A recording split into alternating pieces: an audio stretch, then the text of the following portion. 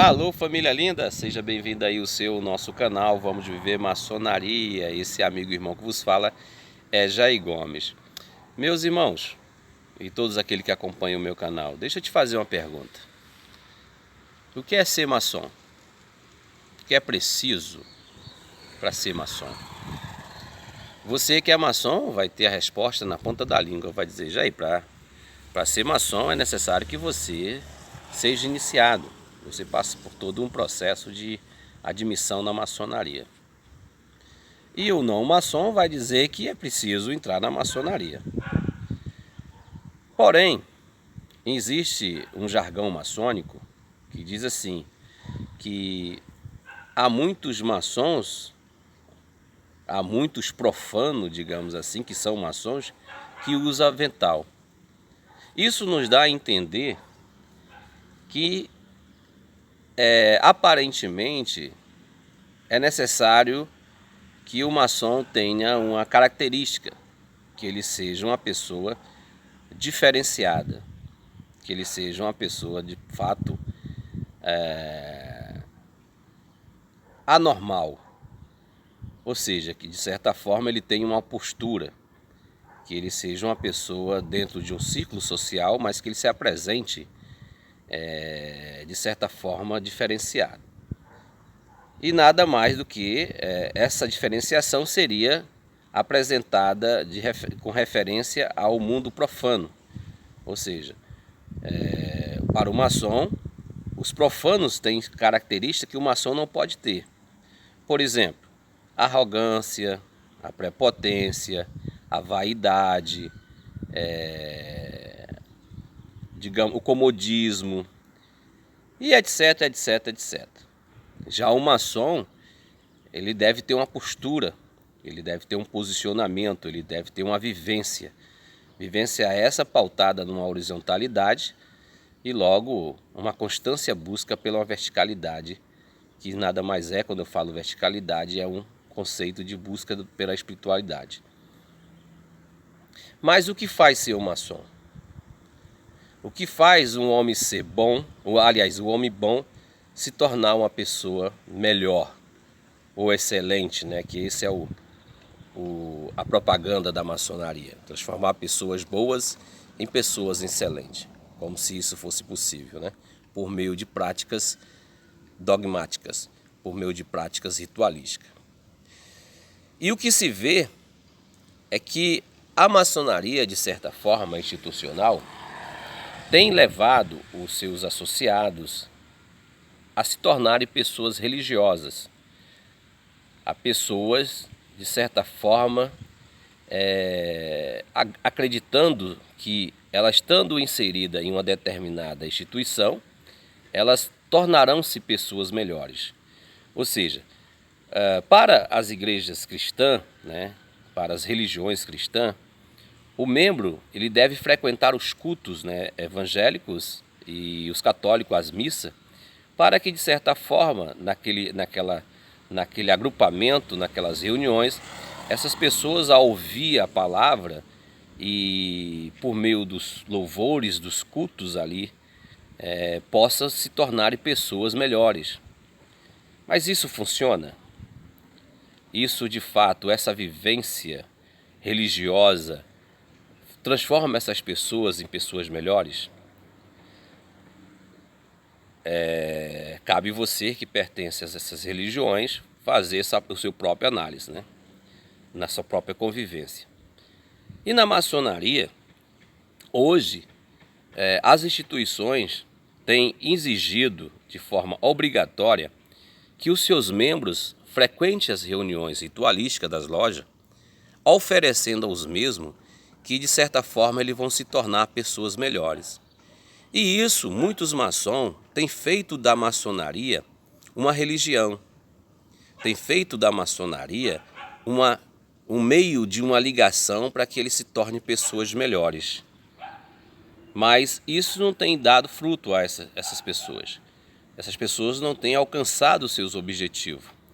O que a gente percebe é que se cria pessoas melindrosas, pessoas induzidas, pessoas sem atitudes, pessoas totalmente voltadas para o sistema, pessoas que não têm o seu caminho próprio traçado. Elas são levadas, induzidas a acreditar que pelo simples fato de ali estar naquela instituição, agora elas são pessoas melhores. É a dita ideia de que você, fazendo parte de uma potência maçônica, digamos, uma grande loja confederada com a CMSB e o Grande Oriente, só pelo motivo de você estar ali naquela instituição, agora você é uma pessoa regular, digamos assim, abre aspas e fecha aspas, regular, e agora você, naturalmente, você acha que você é uma pessoa agora salva, você agora entrou no céu, foi te concedido a chave que liga a terra e o céu. Por esse motivo agora, você passa a acreditar que por você estar inserido nesse sistema institucional, você é uma pessoa melhor. Mas isso é verdade? Isso acontece com você? De fato houve uma transformação? Ou você agora tornou-se uma pessoa prepotente, uma pessoa arrogante, ao ponto agora de externar para as outras pessoas que você agora se tornou-se um semideus?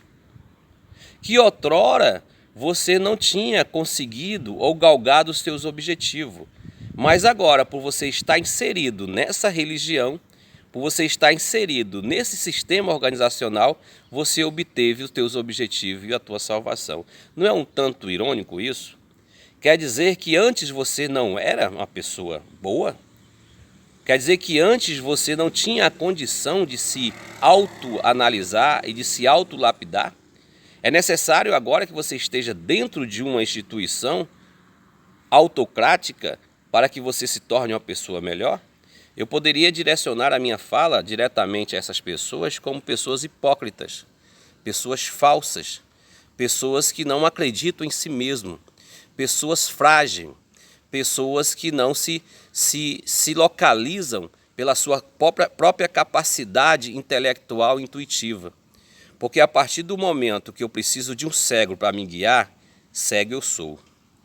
Então o homem que não consegue se autoanalisar, se autocriticar e se auto-iluminar pela sua própria capacidade mental e intelectual, necessitando de um subterfúgio para que ele possa alcançar esse objetivo, esse homem ainda não encontrou o seu caminho de um autoconhecimento. Veja bem, autoconhecimento. Quando você busca o seu autoconhecimento, você não precisa de subterfúgio. Você não precisa de uma imagem para que você possa devocionar a tua crença. Você não precisa de algo externo. Por isso que uma palavra muito mística e cabalística, quando Moisés trouxe os mandamentos para o povo de Israel, uma das partes muito interessantes que pouco é compreendido pelos evangélicos e pelos católicos, porque o judeu sabe disso, do que eu vou falar para vocês. Quando Moisés disse assim, não adoreis outro Deus diante de ti. Moisés está falando, está mostrando uma mística, uma metafísica de que tudo que venha de fora, que não esteja dentro do homem, é vacuidade. Então Moisés diz, não adoreis outro Deus diante de ti, ou seja, eu não posso devocionar a minha fé, não posso devocionar o meu caminho a algo externo, algo que não seja a mim mesmo.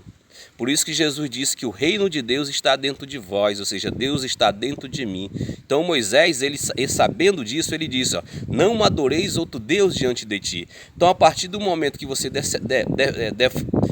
relaciona a sua vivência, as suas crenças em algo externo, ou seja, em adoração a um Deus externo, a um Deus antropomórfico, você está deixando a sua capacidade intuitiva, a sua capacidade individual de alcançar de fato a tua autorrealização.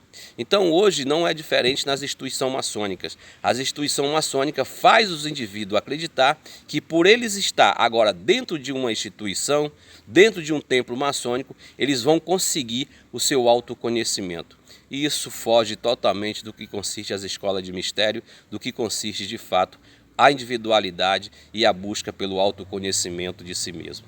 Então, não adoreis outro Deus diante de você. Não adoreis outra instituição que não seja você mesmo. Faça você um templo maçônico. Faça de você uma vivência maçônica. A partir do momento que você devociona a tua autorrealização em uma loja, ou em uma potência, ou em outro indivíduo, ou em um Deus externo, você está totalmente dentro de uma vacuidade e de maneira nenhuma você vai encontrar o teu autoconhecimento.